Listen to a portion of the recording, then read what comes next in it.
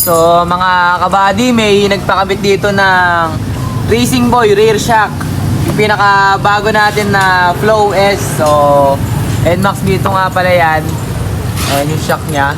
Para siyang premium black. Ayan o, Flow S. Para siyang premium black pero mas maganda-ganda ang bounce nya. Tsaka ang rebound. So ito yung mekaniko natin ngayon. Bagong mekaniko nga pala to mga kabady. Kapatid po ni Mark Longhair. Siya po si Mark Shorthair. Boss, tagay ko dito muna. Ganda na rin ang pipe ni Bossing oh. RS8 na rin oh. Dual tip. Wala ka sa processor.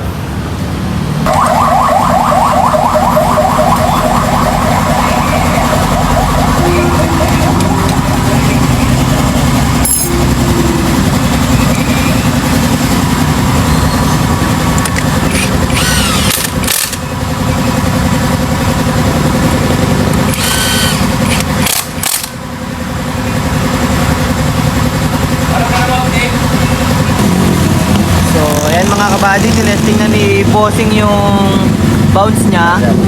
So, ayan. If ever na natitigasan kayo or nalalambutan, meron po yan dito, adjustment. Ayan, yung pinaka, ito, napipihit po yan, na-adjust po yan.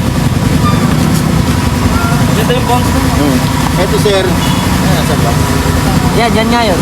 Ito. Yan. Ito yung pa-soft. Ito yung hard. Yung soft yun yung matagal yung balik? O yung hard? Malambot. Malambot. Yung hard, bandang bobottom ka lang yun. Medyo ang balik nun mabagal. Ikot-ikot ka lang dyan. Kung gusto mo, tono mo, i-pull mo lang sa soft.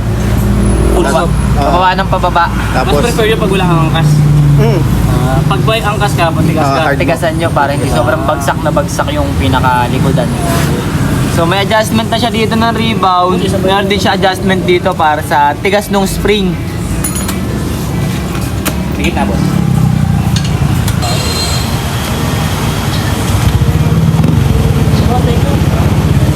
Thank you, Bossing. Ingat po.